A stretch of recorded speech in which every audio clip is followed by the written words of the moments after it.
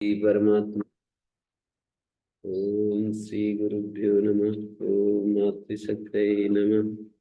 ओम असतो मा सद्गमय तमसो मा ज्योतिर्गमय मृत्योर्मामृतंगमय। ओम शांति शांति शांति। ओम श्री गुरुभ्यो नमः। अथ द्वितीयोऽध्यायः।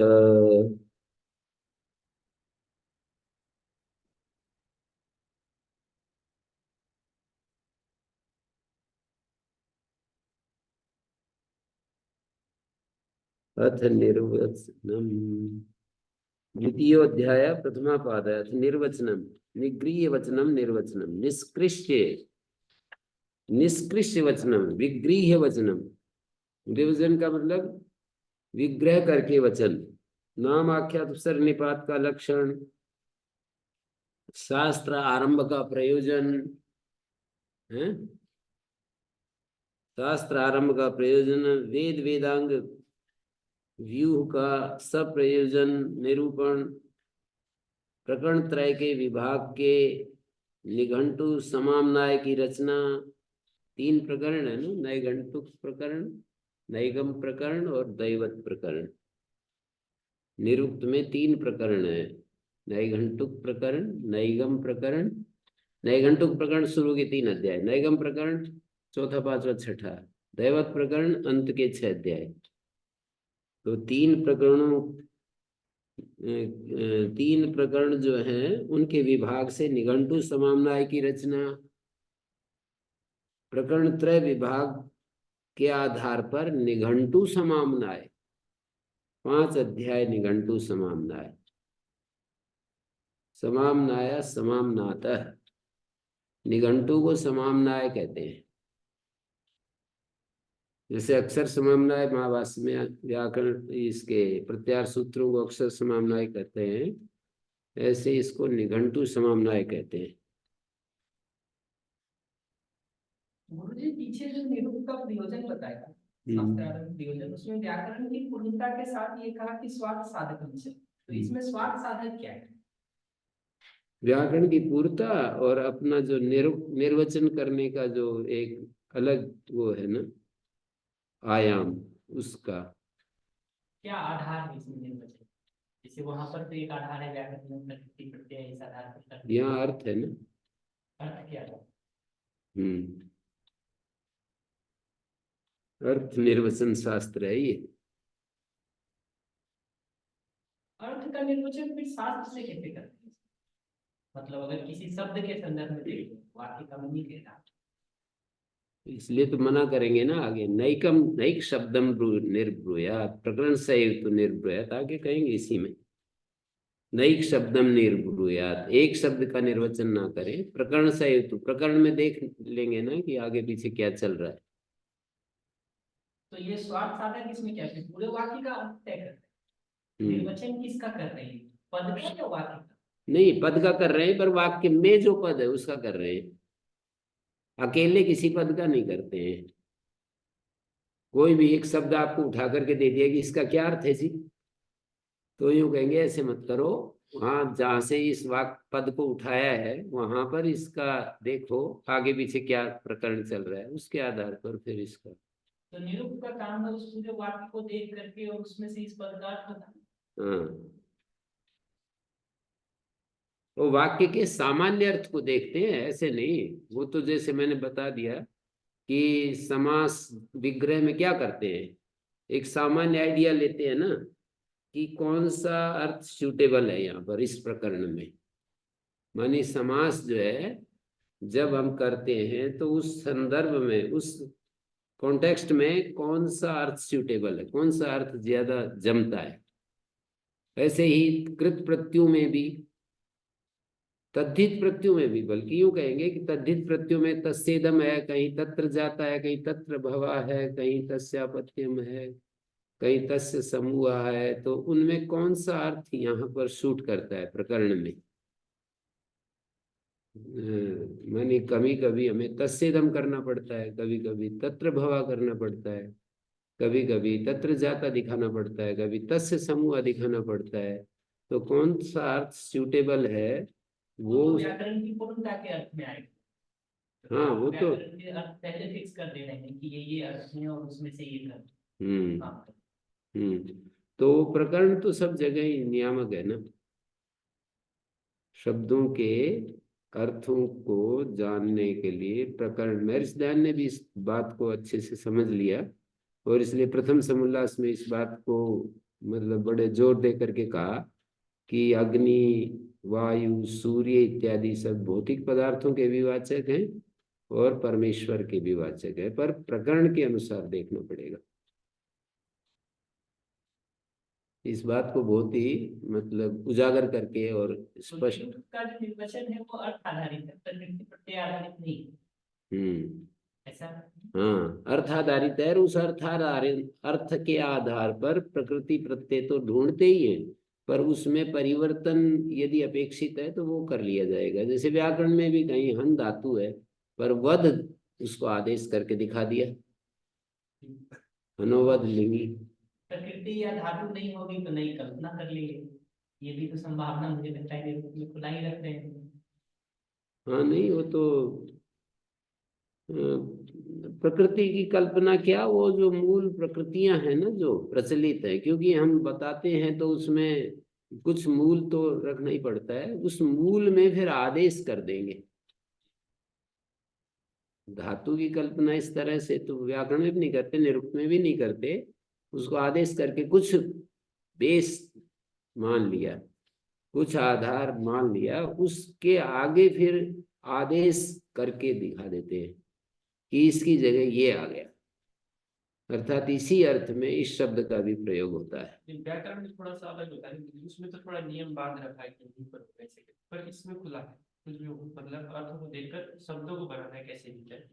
और उसमें एक ही प्रक्रिया, पाणिनीय व्याकरण के अनुसार देखने में एक ही प्रक्रिया है कि आदेश में। लेकिन यहाँ पर तब जैसे निबंध को अपनी तरह से कैसे भी बना सकते हैं, कोई नियम है।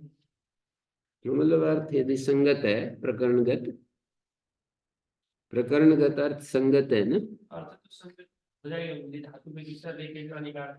नहीं, प्रकरणगत कह रहा हूँ, प्रकरणगत अर्थ संगत है तो फिर जो है उस उस शब्द का वो अर्थ हम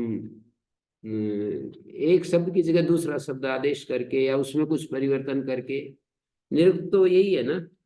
वर्ण का आगम, वर्ण विपर्य, वो जो 5 प्रक्रियाएं हैं ना, वर्णागमो वर्ण विपर्ययश्च द्वौचा परो वर्ण विकार नाश, वर्ण विकार और वर्ण नाश, वर्ण लोप, नाश का मतलब लोप, वर्ण विकार नाश, वर्ण विकार का मतलब वर्ण के स्थान में आदेश। जैसे कहीं नय को तय वो बनाते हैं ना, हनस्तो चिन्ह लो, ये निरुक्ति, व्याकरण में निरुक्त मिला हुआ है, निरुक्त में व्याकरण मिला हुआ है, वैसे एक दूसरे में घुले मिले हैं।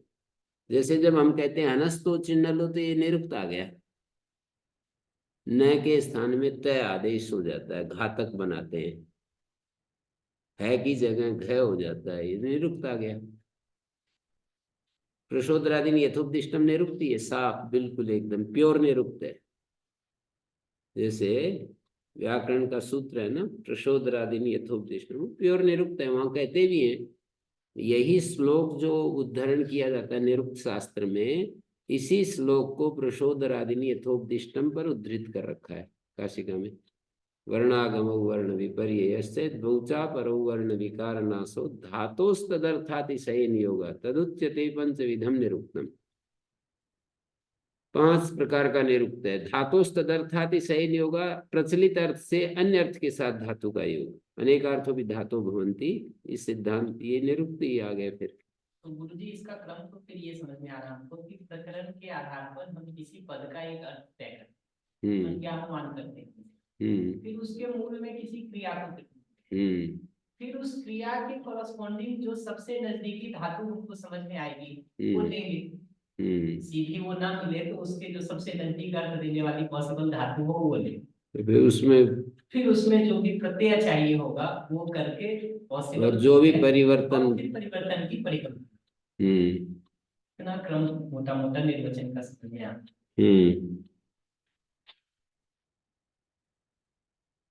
तो यहाँ तक हमने क्या कहा, नाम आख्यात उपसर्ग निपात का लक्षण पूरा शुरू में ना, नाम आख्यात उपसर्ग निपात के लक्षण।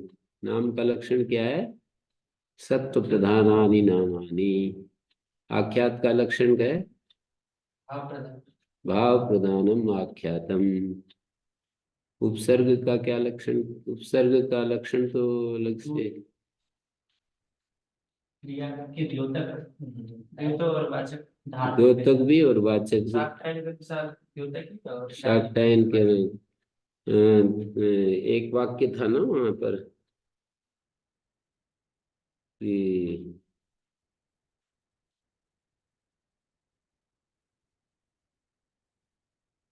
कर्म उपसंयोग द्योत का बंध।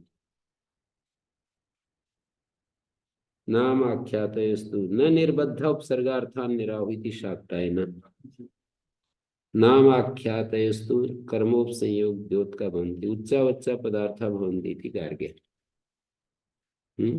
तद या येषु पदार्थ प्राहुर्यमेतम नाम आख्यात अर्थ विकरणम। ये 4 वाक्य है ना उपसर्ग निरूपण संबंध में है। शुरू में जो है निकाल कर देखो प्रिंस जी।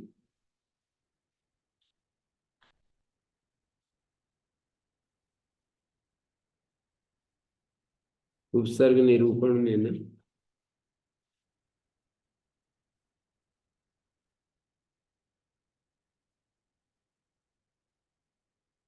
न निर्विद्धा उपसर्ग अर्थान निराहुति शाक्तायन मिल गया। निर्बद्ध शब्द का अर्थ निश्चयन बद्धा नहीं, निष्कृष्य बद्धा। और बद्धा का मतलब पद वाक्य के रूप में विरचित, नाम और आख्यात के मध्य से रचित विरचित। बद्धा माने विरचिता।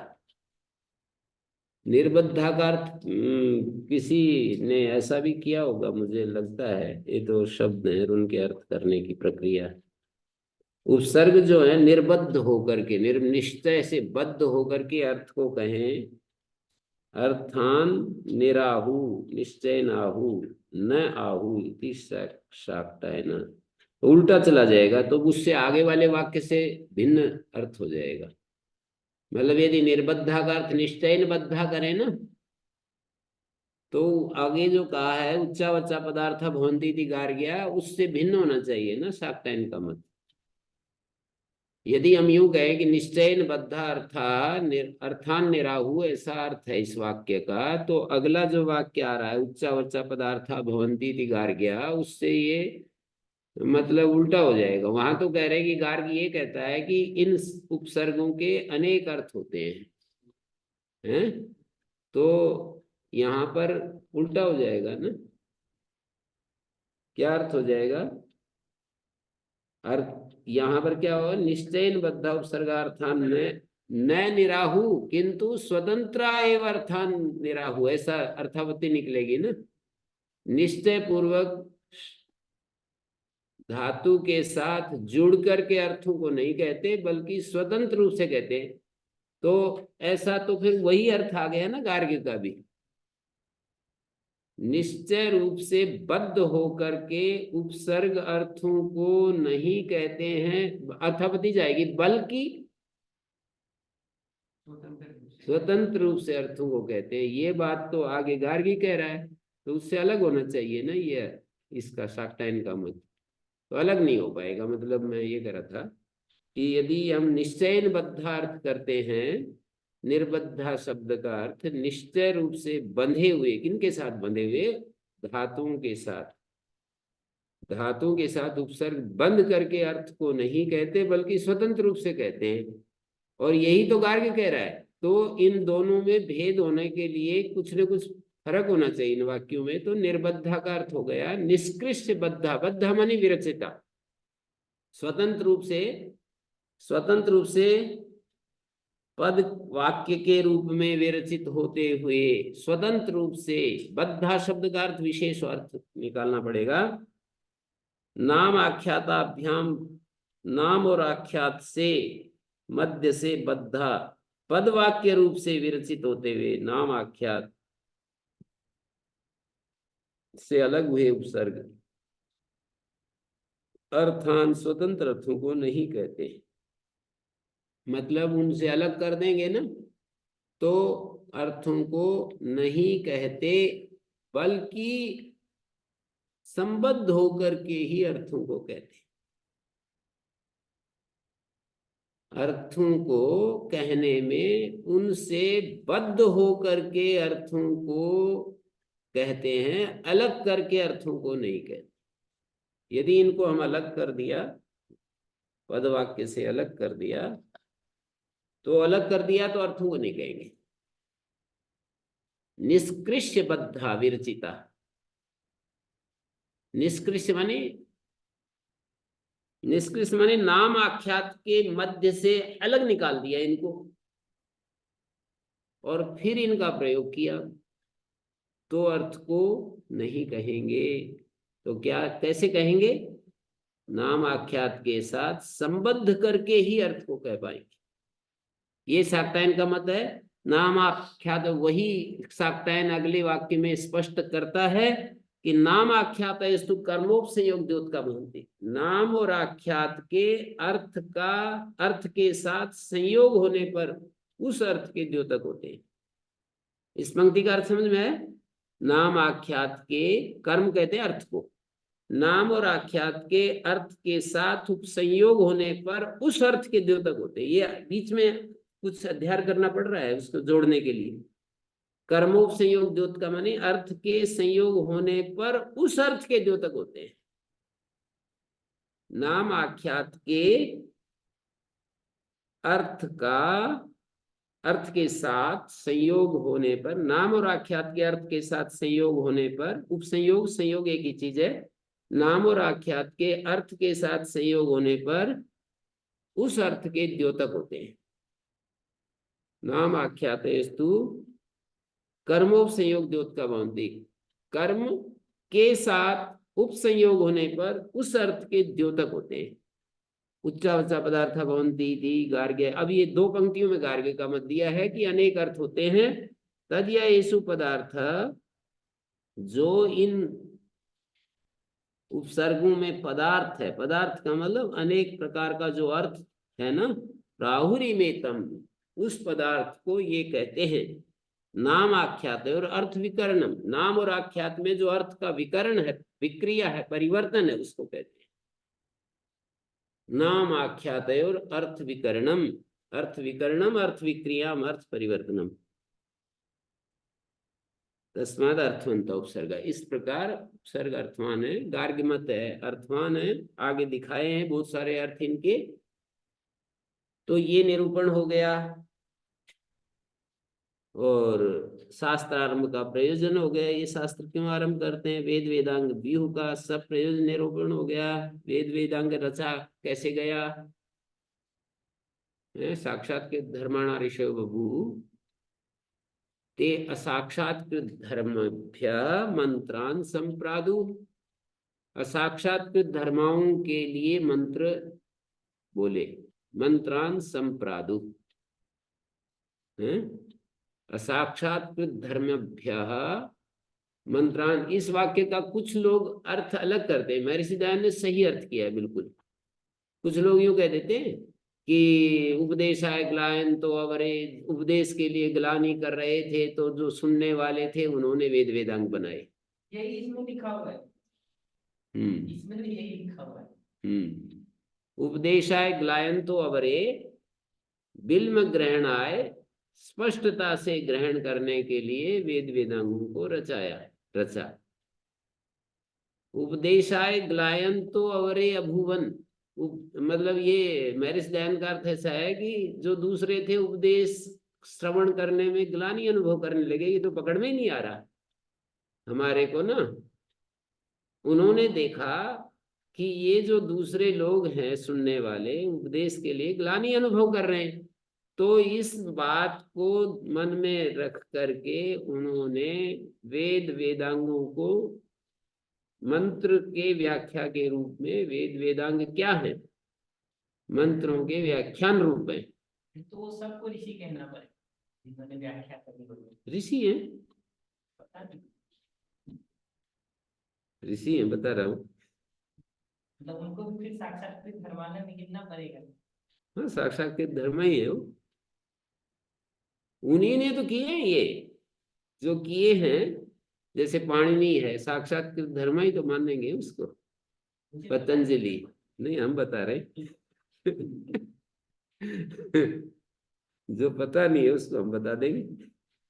पतंजलि, पाणिनि, कात्यायन और सारे जो वेदांग रचने वाले, उपांग रचने वाले सारे, कपिल, गौतम, कणाहद और महर्षि दयानंद, इसीलिए तो ऐसा अर्थ किया उन्होंने कि वो भी उपदेशाय ग्लायन तो अवरे। मतलब ऐसा हो गया कि जैसे मैं पढ़ा रहा हूं और आप नोट्स तैयार कर रहे हो, तो आपने वो नोट्स तैयार कर लिए और वो शास्त्र बन गए। मतलब ये भी तो आने समझ इन्होंने कहीं लिख दिया। कोई बात नहीं, कोई लिख दे तो सारे नहीं सर्वा सर्वम जानाति, ऐसा भी है। हम भी सर्वज्ञ नहीं है, ये भी सर्वज्ञ नहीं है। ऋषि थे जिन्होंने तो लिखा, ऐसा ही मानना पड़ेगा। हाँ, नहीं, हम सर्वज्ञ नहीं है। हम व्याख्या कुछ गड़बड़ कर दें तो हमारे ऊपर, हम जिम्मेदार हैं उस गलत व्याख्या के। ऋषि नहीं, हैं? ऋषि जिम्मेदार नहीं। हाँ, ऋषि जिम्मेदार। प्राण की तो इसमें जो है ये समझना है कि वैसा भी यदि माने, मतलब मैं अब उनकी तरफ से, मैं तो एक बात कह दी, पर उनकी तरफ से अब मैं बोलूंगा कि यदि जो ऐसा व्याख्यान करते हैं तो भी कोई दिक्कत नहीं है। हम यूं कहेंगे कि भाई वो जो है बोल रहे थे और वो अपना अभिप्राय गलत थोड़ी लिखेंगे। उनको तो जैसा उन्होंने बोला वैसा उन्होंने वेद वेदांग रच डाले उनकी प्रेरणा से, उनके कथन से। ऐसे कुछ लोग कहते हैं, स्वामी हरिहरानंद आरण्य जो सांख्य आचार्य हुए हैं, वो कहते हैं कि मूल आचार्य केवल बोलते थे, लिखते नहीं थे शास्त्र।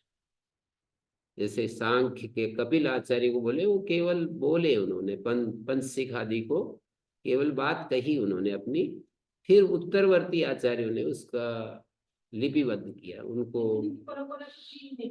बहुत लेट का बताते हैं, पता नहीं तो आज के दिन का वो बताता है, वो तो बहुत लेट में जाके कहा है कि लिखना शुरू। पर इसमें तो लिखा है, इसमें तो वेद में तो लिखा है कि उतत्व दर्शन, उतत्व पश्चिम ददर्श वाचम। एक लोग वाणी को देखते, आदि काल का ही तो मंत्र है ये। तो देखते हुए नहीं, देखते मतलब अक्षर तो दिखाई दे रहे हैं। आप कहोगे वो तो सुनना भी देखना ही होता है, वो तो अलग से कह दिया, वो तो अलग से कह दिया, न शृणोति नाम। कुछ लोग सुनते हुए तो उस देखना सुनने से अलग। देखना वैसे सब जगह आता है कि पढ़ करके देख, सुन करके देख, विचार करके देख। तो देखना तो फिर आंख से ही देखने की बात आएगी, वो तो लिपि में लिखे हुए अक्षरों को देख करके ही बात आएगी। और मीमांसक जी ने कहा ही है कि लिपि तो कुछ लोग कहते हैं कि पूर्व उत्तर में इसका लिपि ज्ञान हुआ है, ऐसा ये उनकी ठीक मान्यता नहीं है। युधिष्ठिर मीमांसक जी ने इस बात का खंडन किया है। वो ये कहते हैं कि लिपि ज्ञान पहले से ही है, बहुत आदि शुरू से ही मान रहे हैं।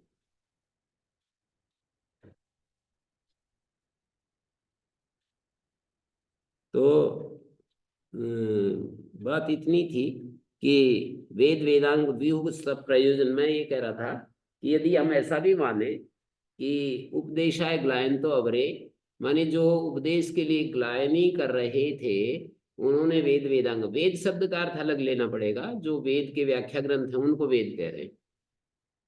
मूल मंत्र तो वो हो गए, पहले साक्षात्कृत धर्मणा ऋषि बभूते मंत्रान संप्रादु, ये तो हो गए मूल ऋषि जो मंत्र के प्रवक्ता हैं, मतलब मंत्र के दृष्टा हैं, मंत्र को देखने वाले हैं। उपदेशाय ग्लायन तो अवरे, जो दूसरे थे जिनको उन्होंने प्रवचन किया, वो उपदेश के लिए ग्लानि करने लगे। उपदेशाय ग्लायन तो अवरे, क्या था ये वाक्य? उपदेशाय ग्लायंतो अवरे, यहीं पर तो है। उपदेशाय ग्लायंतो अवरे ते अवरेभ्य साक्षात्कृत धर्मभ्य उपदेशेन मंत्रान संप्रादु। दूसरे असाक्षात्कृत धर्मा, उनके लिए मंत्रों को परंपरा ये चलने लगी ना। वो तो आप लोग जीवन विद्या में भी यही तो बोलते हो कि भाई जो अब स्वयं सीख लेता है वो दूसरों को सिखा देता है, हैं? तो, तो इन्होंने सिखा दिया, मंत्रों का ज्ञान करा दिया। असाक्षात्कृत धर्म और परंपरा तो ऐसे ही होती है ना, बस माता पिता गुरुजन अपने जो मतलब जो शिक्षमाण बालक होते हैं उनको सिखाते हैं। तो उन्होंने इनको सिखा दिया। उपदेशाय ग्लायंतो अवरे, उपदेश के लिए ग्लानि करते हुए जो दूसरे थे उन्होंने बिल्व ग्रहणाय का मतलब है स्पष्ट ग्रहण करने के लिए ये ग्रंथ, इमं ग्रंथम समम नासीसु वेदम से वेदांगानी से, वेद व्याख्यान को वेद कह रहे हैं और वेदांग जो है ये इन लोगों ने रस डाले जो जो ये देख रहे थे कि भाई ये परंपरा उच्छिन्न हो जाएगी।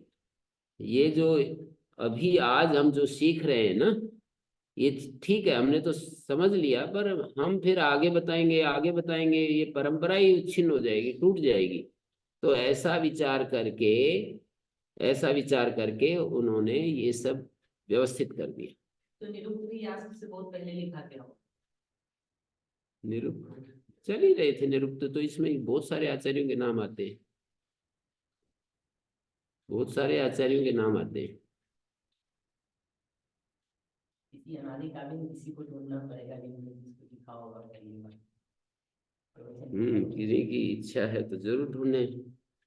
अथ निर्वचनम निष्कृष्ट विगृह्य वचनम निर्वचनम तद येषु पदेषु स्वर संस्कारो समर्थो प्रादेशिकेन गुणेन अन्वितो स्यातम तथा तानि निर्ब्रूयात्। कहते हैं जो पदों में स्वर और संस्कार संगतार्थ है, समर्थों का मतलब वो व्याकरण समर्थ पद विधि संगतार्थो, संगत अर्थ वाले हैं, प्रादेशिकेन गुणेन अन्वितो और प्रकृति प्रत्यय वाले, प्रादेशिक गुण मानी व्याकरण प्रक्रिया से अन्वित हैं।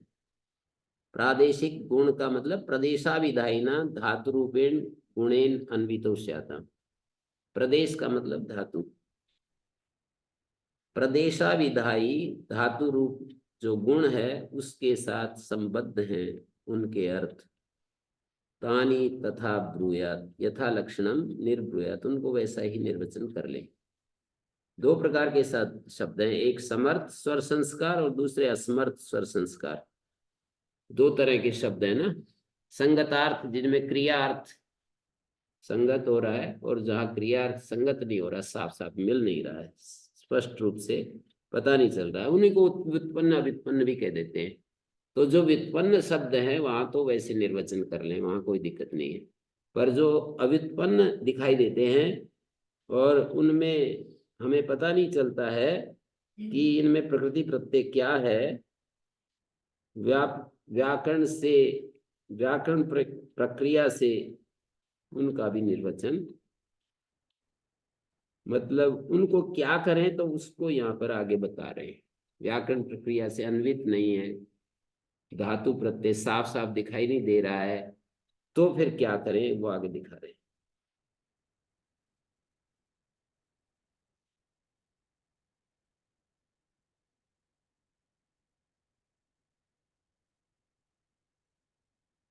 स्वर संस्कारो समर्थो प्रादेशिकेन गुणेन अन्वितो स्याताम तानि तथा निर्ब्रूयात्, उनको वैसा ही निर्वचन कर ले।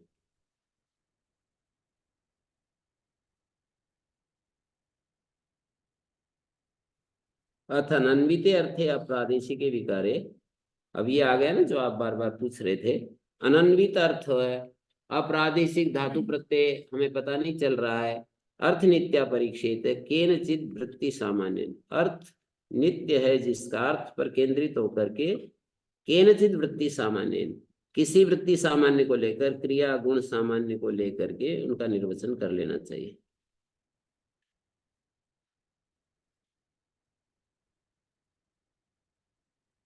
अर्थ सामान्य। क्रिया और गुण में फर्क कर रहे हैं। क्रिया गुण सामान्य है कि क्रिया और गुण में कोई फर्क कर रहे हैं। हाँ, गुण का मतलब उसका प्रवृत्ति निमित्त कोई, जैसे वृक्ष का वृक्षत्व। अब वृक्षत्व क्या है? वृश्चन क्रिया से युक्त होना। तो क्रिया में नहीं आ रहा। गुण का मतलब थोड़ा सा, जैसे कि किसी मनुष्यत्व को गुण कह रहे हैं, जो प्रवृत्ति निमित्त अर्थ है ना, उसके भी मूल में फिर जाएंगे तो मनुष्यत्व क्या है? मननशीलता ही मनुष्यत्व है। इस तरह से जाएंगे, जाति रूपी अर्थ को गुण कह रहे हैं। केनचित् वृत्ति सामान्य, किसी वृत्ति सामान्य को लेकर के ना। अर्थ नित्या का मतलब है, अर्थ है प्रधान जिसका। नित्य का अर्थ यहाँ पर प्रधान लेंगे। अनन्विते स्वर संस्कारादि अयुक्ते अर्थे अप्रादेशिके असमर्थे अर्थ नित्यार्थ प्रधान अर्थ प्राधान्येन आदृत्य स्वर संस्कारों परीक्षित।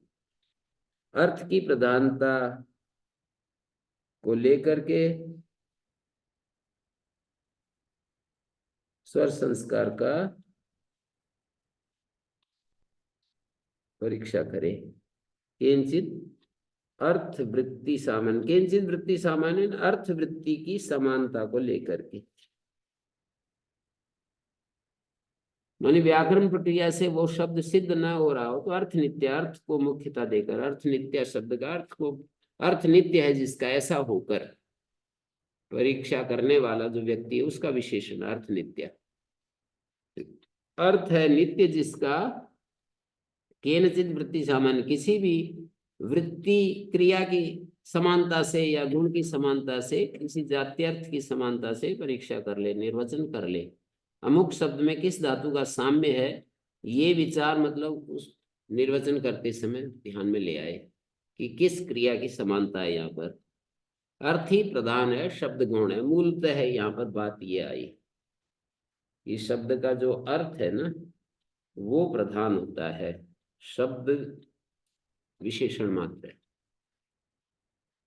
शब्द और अर्थ इन दोनों को देखेंगे तो अर्थ प्रधान है, शब्द विशेषण है। शब्द स्वरूप को ही कह लेना है तो शब्द स्वरूप ही विशेषण है, शब्द स्वरूप ही विशेष्य। कहीं पर शब्द स्वरूप लेना है, जैसे तूष्णी में भुआ, अन्वच्चानुलोम्य इत्यादि जो शब्द होते हैं, जैसे व्याकरण में सारे जो विपराभ्याम जे विपरा से उत्तर, तो यहाँ शब्द स्वरूप ही लेना है, शब्द स्वरूप ही उसका वो है, मतलब विशेष अर्थ भी है। पर यहाँ यूं भी कह सकते हैं कि अर्थ विशेषण है और स्वरूप प्रधान है। व्याकरण की प्रक्रिया में अर्थ विशेषण का मतलब है कि विपरा किसी अन्य को नहीं लेते ना, उपसर्गों को ही लेते हैं।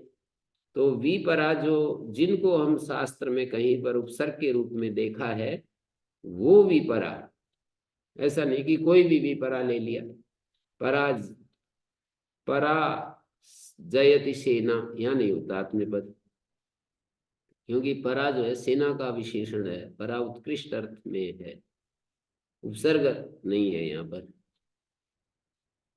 तो अविद्यमाने सामान्य भी, सामान्य भी कुछ नहीं पता चल रहा है, माने अर्थ संगत ना हो, शब्द कुछ हो और उसका अर्थ कुछ और ही हमें तो लग रहा है प्रकरण में।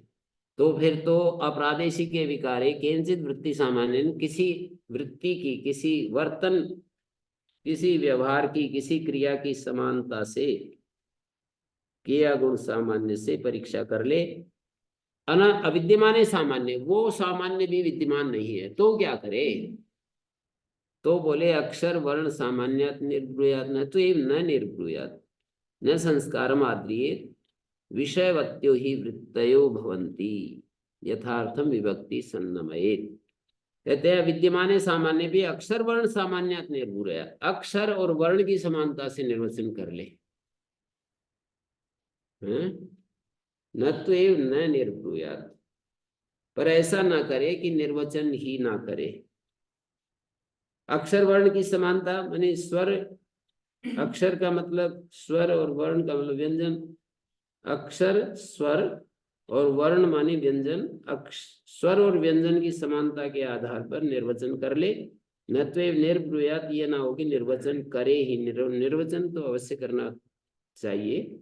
न संस्कारम आद्रियेत, व्याकरण प्रक्रिया पर बहुत ज्यादा फोकस ना करे कि भाई ऐसे ही जो है ना, शब्द तो ऐसे ही बनता है।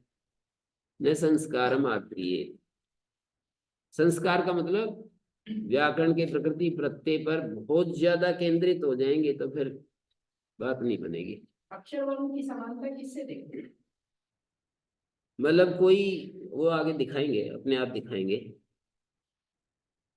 विषयवत्यो ही न संस्कार मात्र, ये विषयवत्यो ही वृत्तयो भवन्ति। विषय का अर्थ है संशय, विषय शब्द का अर्थ है संशय। संशयवत्यो ही वृत्तयो भवन्ति।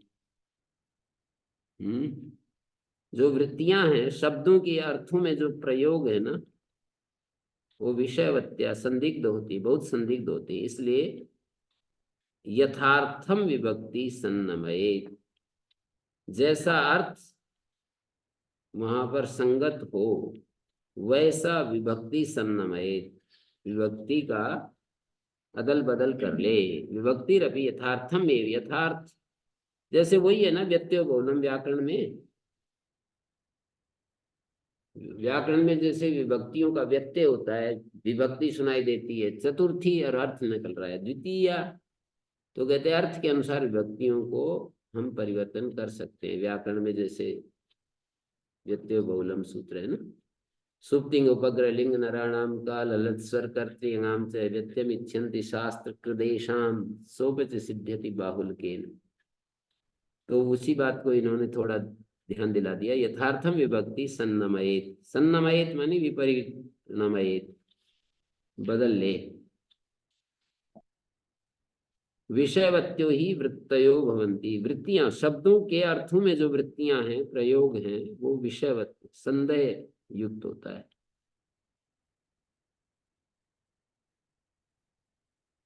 प्रत्तम अवत्तम इति धात्वादि एव शिष्येते। अब ये दिखा रहे हैं अर्थ के कारण ही व्याकरण में भी शब्दों का विपरिणाम कैसे होता है। व्याकरण में भी हमें बहुत सारा तो अभ्यास करा देते हैं निरुक्त का। ऐसा नहीं है कि व्याकरण प्योर व्याकरण है। जो आजकल पाणिनि व्याकरण हम पढ़ रहे हैं ना, वो पूरा व्याकरण की मतलब प्योर व्याकरण ऐसा नहीं है, इसमें निरुक्त मिला हुआ है। और इधर निरुक्त में प्रवेश करते हैं। हमने उस समय आचार्य सत्यजीत जी निरुक्त पढ़ रहे थे ना, तो उस समय यही निष्कर्ष निकाला था कि व्याकरण में निरुक्त आकर घुसा हुआ है, और इधर व्याकरण में तो निरुक्त आकर घुसा हुआ है, और निरुक्त में व्याकरण, मतलब दोनों एक दूसरे में ओतप्रोत है। एक में दूसरा आ गया है ऐसा नहीं, दूसरे में एक वैसे ही चला गया है जैसे कि दूसरा इसमें आया है, ऐसे कह रहा हूं। ओतप्रोत कहते ही मतलब एक दूसरे में दोनों ओतप्रोत है। जलों में मिठास ओतप्रोत है, या मिठास में जल ओतप्रोत है। इनमें एक वाक्य ठीक है, दूसरा वाक्य मतलब दूसरे वाक्य को ठीक नहीं कह सकते। जलों में मिठास ओतप्रोत है, या मिठास में जल ओतप्रोत है। जहां जहां भी मिठास है, मिठास में जल ओतप्रोत है।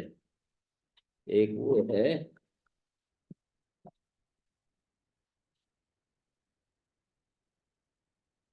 सातवां अध्याय में गीता के, रसो हम अप्सु कौन्तेय, जलों में मैं रस हूं, प्रभास में शशि सूर्य, प्रणव सर्ववेदेषु।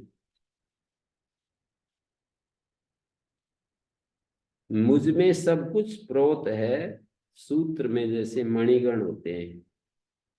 मत्ता परतरम नान्यत् किंचिद अस्ति धनंजय, मयि सर्वमिदं प्रोतम सूत्रे मणिगणा इव।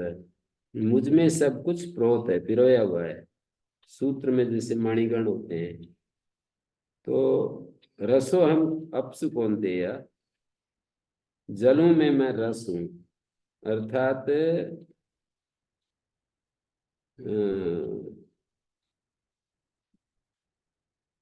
रस रूप मुझ में जल ओतप्रोत है, ऐसा आचार्य ने भाष्य किया है वहां पर। रस स्वरूप मुझ में जल ओतप्रोत है, रस स्वरूप मुझ में, प्रभा स्वरूप मुझ में शशि सूर्य ओतप्रोत है, प्रणव स्वरूप मुझ में सारे वेद ओतप्रोत है, शब्द स्वरूप मुझ में आकाश ओतप्रोत है, पौरुष स्वरूप मुझ में मनुष्य ओतप्रोत है। मनुष्यों में जो पौरुष है ना, वो भगवान का अंश है। पौरुष स्वरूप मुझ में मनुष्य ओतप्रोत है, पुण्य गंध स्वरूप मुझ में पृथ्वी ओतप्रोत है।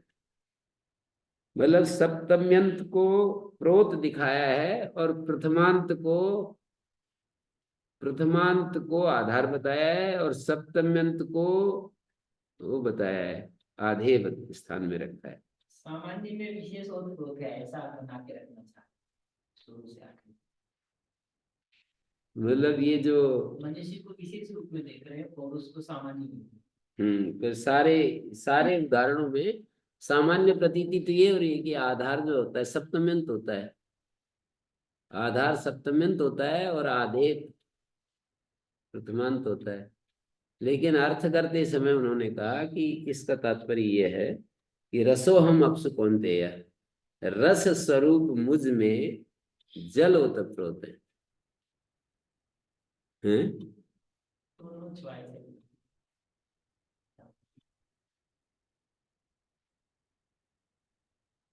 तो यहाँ पर ये दिया प्रथम अवत्तम इति धात्वादि ये विशिष्यते, अर्थवसेन व्याकरणे भी शब्द विपरिणामो भवति, ये दिखा रहे हैं। प्रथम अवत्तम ये तो व्याकरण में अचुपसर्गात का सूत्र लगा करके हम किया करते हैं, तो उसी को दिखा रहे हैं कि प्रपूर्वक दा धातु से आगे तय प्रत्यय है, अचुपसर्गाता अजंत उपसर्ग से उत्तर, अच के स्थान में तय आदेश होता है, आ के स्थान में तय होता है।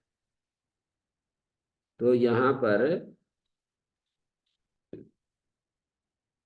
प्रथम अवत्तम में धातु का आदि अक्षर ही शेष रहा, बाकी तो सारा ही कुछ अदल बदल गया।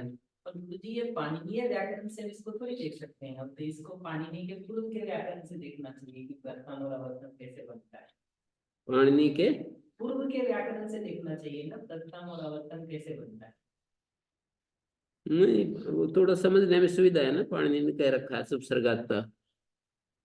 दिक्कत यह है बुद्धि की ये शास्त्र अगर पहले का है तो वही नहीं मान सकते कि पाणिनि की प्रक्रिया चल रही है। नहीं, निरुक्त पहले का है। निरुक्त पहले, यास पहले है। वो तो ठीक है, निरुक्त एक शास्त्र है जो पहले से है, व्याकरण भी एक शास्त्र है जो पहले से चला आ रहा है।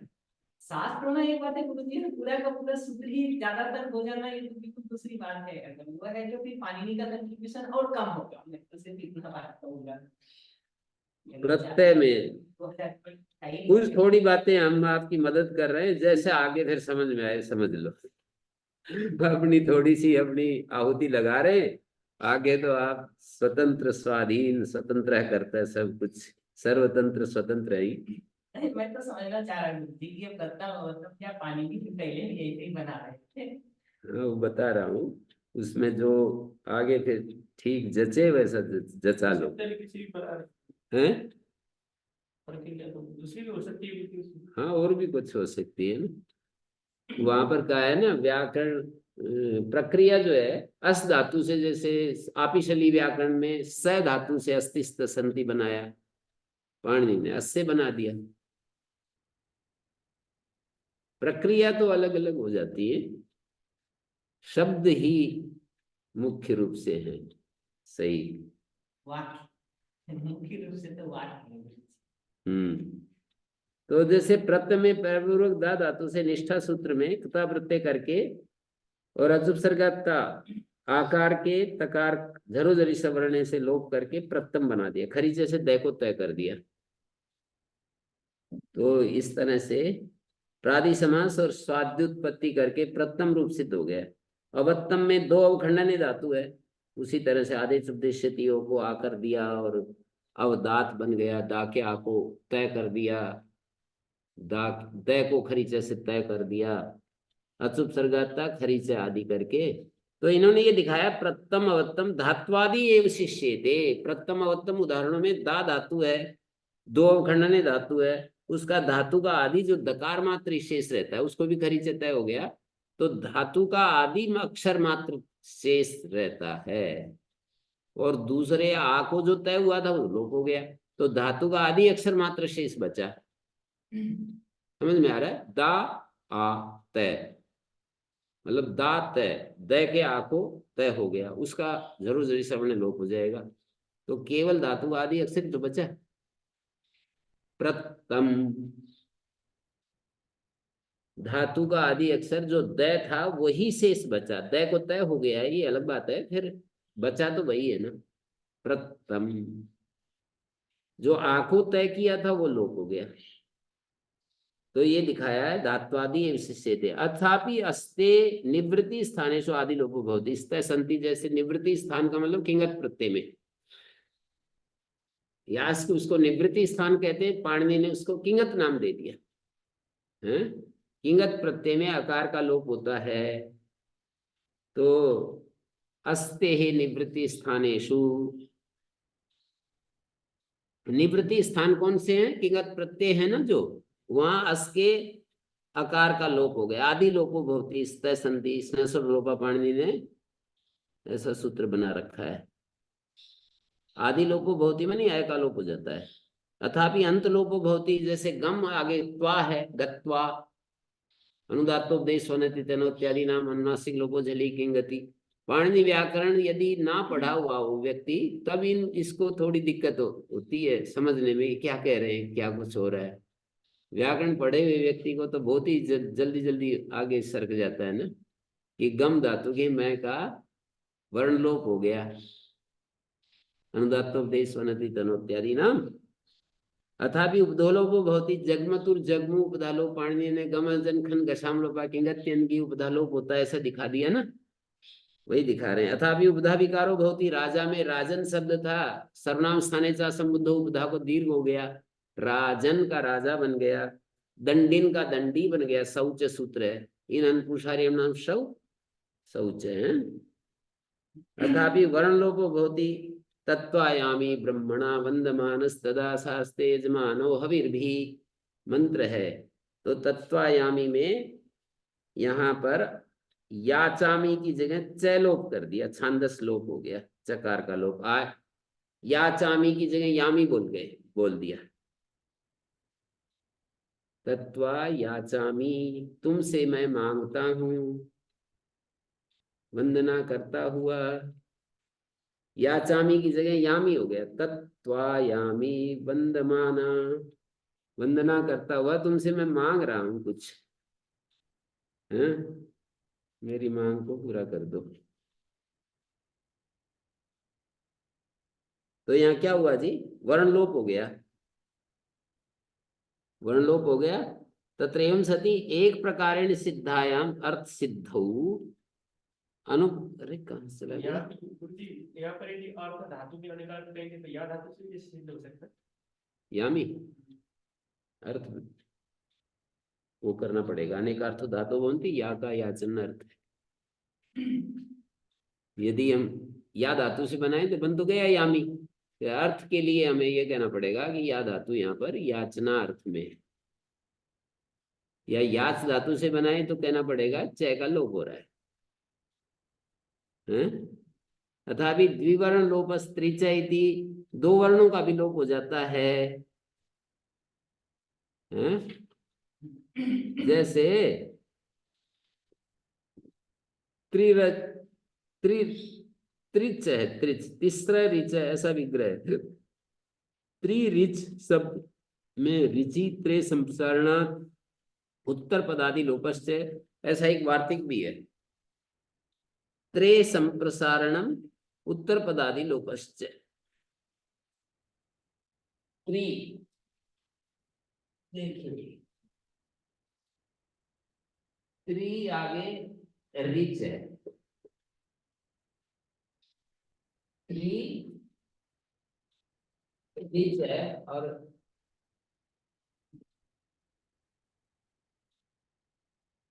प्रत्यय हो गया समासांत।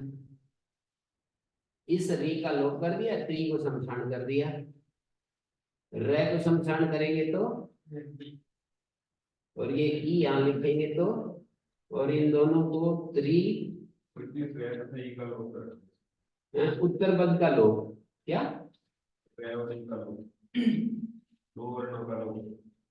हाँ द्विवर्ण लोप, यहाँ समशानार्थ से नहीं लाए बीच में। द्विवर्ण लोप का उदाहरण है। द्विवर्ण लोप का उदाहरण है, ई और री का लोप कर दिया, ई और रे का री का, रे को समशान कर दिया।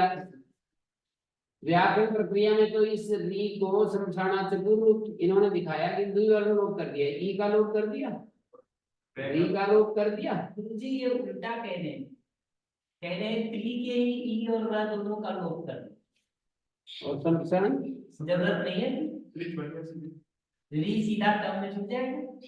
अच्छा अच्छा, मतलब ये री का लोप जी हाँ 2 वर्ण लोप हो गया। पर व्याकरण प्रक्रिया में इसको ऐसे सिद्ध किया, वार्तिक बना रखा है, त्रय संप्रसारण उत्तर पदादेश से लोप।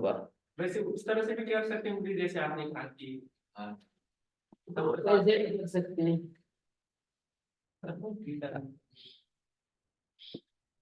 तथापि द्विवर्ण लोप, 2 वर्णों का लोप मतलब त्रिच में तीसरा ऋचा, त्रिऋचा ऐसी स्थिति में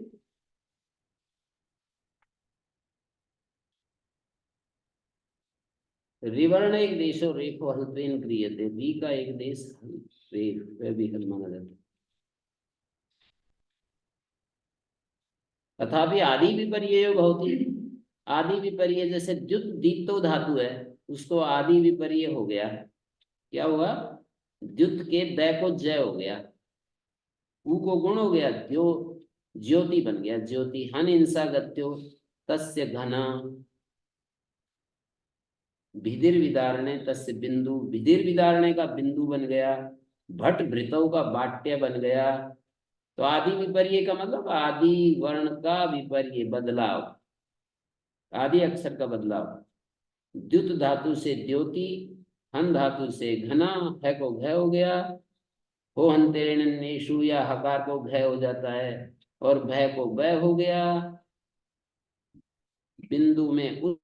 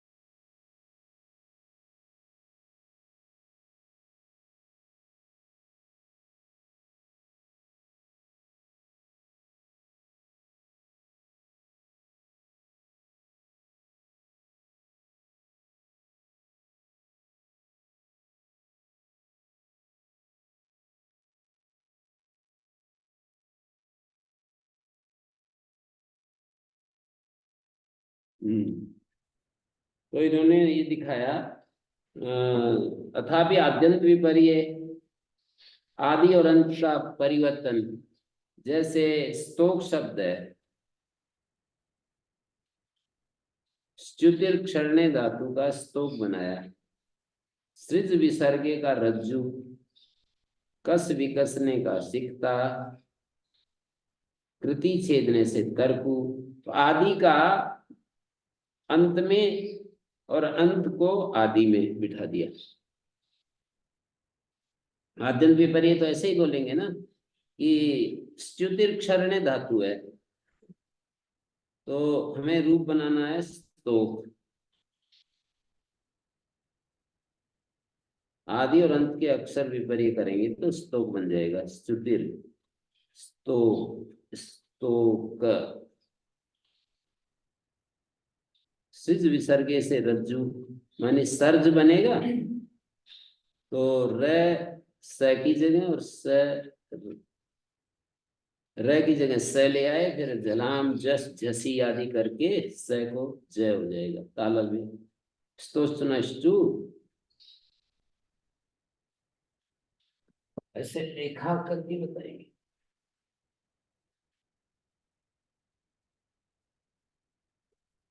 आद्यंत विपर्य जैसे स्तुतिर, स्तुतिर धातु है तो च्युत धातु है। यकार का रूप क्या है? च्युतिर धातु है ना, आदि अंत के अक्षर का विपर्य। स्तो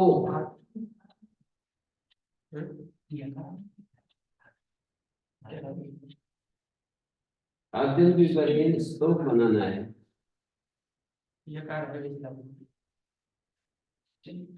च्युत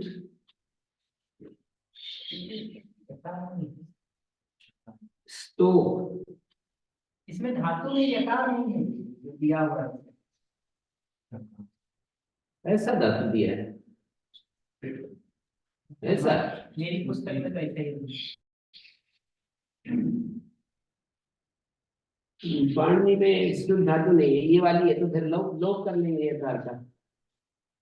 ये पार्टी के अनुसार नहीं बनाएंगे तब तो सूत्र ले सकते होंगे। हाँ सुतिर ऐसी धातु है कोई, देखो ऐसी ऐसी हैं? ये वाली धातु जो ऊपर मैंने लिखी है क्या?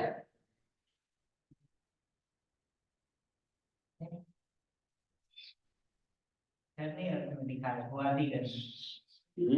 भुआदिगण में लिखा है चतुर्थी में। चलो ठीक है फिर, तो इसी से बनाएंगे। ये ई और रे का तो अनुपात है, और इसको आद्यंत विपर्य क्या करेंगे? तो च और त को अलग ये करना चाहिए। हाँ, इस च को फिर च के कारण से तो श हो रहा है जी, तो मूल ऐसा हो गया च और त। ये अंत में च ले गए और इसको क हो गया, चौकू मतलब क भी परिवर्तन हो जाएगा। तो स्टोक हैं स्टोक स्तोका, स्तोका जी ऐसे कह रहे हैं। तो स्टोक शब्द कैसे? शुद्ध धातु है ना, च की जगह त आ गया, त की जगह च आ गया। कोई प्रत्यय की कल्पना नहीं कर रहे हैं। ते तो जो भी कर ही लेती है, ते तो कर ही रहे हैं। सृज से रज्जु, सृज है जैसे, अब जय की जगह से और से की जगह इसको गुण हो गया तो सर्ज, और जय की जगह से र, और इधर आ गया सर्ज। इस र की जगह से आ गया ना, से की जगह र आ गया। ये जो से है सर्ज, इस र की जगह से चला गया। स और ज वो ऊ प्रत्यय है, मतलब ऊ इसमें मिला दे, और इस से को जलाम जस जसी रज्जु, और इसी तरह सिकता, कस धातु का सिकता, कस से को कह को से, सक, और अ को ई हो जाएगा परिवर्तन का प्रत्यय सिकता। और तर्कु वहाँ पे निष्ठा में वो कर देंगे ना, शायद गिटार कर देंगे। इटागु करेंगे तो यहाँ भी में सिकता है, इतनी दूर कैसे जाएगा? सी को पहले जाएगा तो पूरे क्रिया को बाद में जाएगा आकार के गिटार में। हाँ, ऐसा भी कर सकते हैं। और तर्कु में कृति छेद में कृत धातु है, कृत तर्कु आद्यंत विपर्य तर्क, तर्कु बन गया।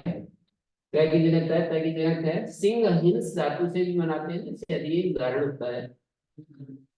स की जगह है की जगह से। अथापि अंत व्यापत्ति भवति ओ घो मेघ नाधो गाधो वधु मधु। अंत व्यापत्ति का मतलब अंत में परिवर्तन। वह प्राप्त धातु है, नी सेचने मेघ नह बंधने से। नाग नाग है, नाग है नाग है।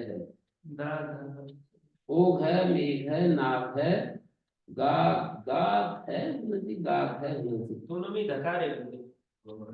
नाग है, गाग है, वधु मधु, इनमें सब में धकार है।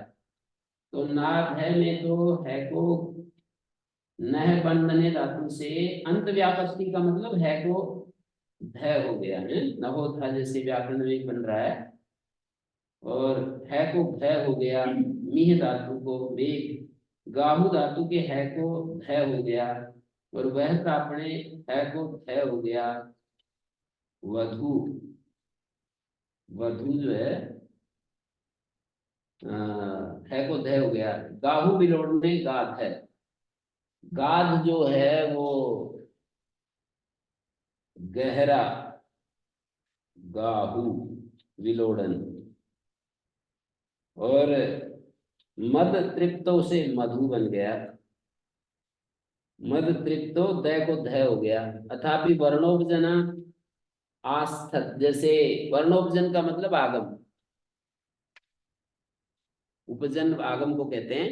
आस्थत में थुक आगम हो गया, द्वार में, द्वार में भी इसी तरह से क्या होता है, वृंग संभक्तों को द्वार, दुख आगम हो गया। व्री से वार और दुख आगम हो गया, द्वार। भ्रष्ट पाके में भरूज ऊट आगम हो गया। एवं व्याकरण भी अर्थ वसेन लोप आगमो विपरिणाम शब्दानाम दृष्टा किमुत निरुक्ते अर्थ प्रधानम। जहाँ अर्थ की ही प्रधानता है वहां तो ये सब क्या कठिन है। व्याकरण में भी अर्थवशात लोप आगम आदि देखे जाते हैं। अतः परम संप्रसारण चिंतावर्ती, यहाँ से आगे संप्रसारण की बात आएगी, कल करते हैं। ये जो है ना,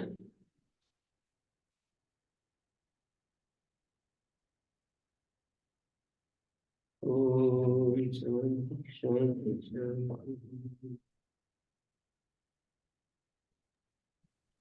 ॐ श्री गुरुभ्यो नमः। अनुगृहीतात्मा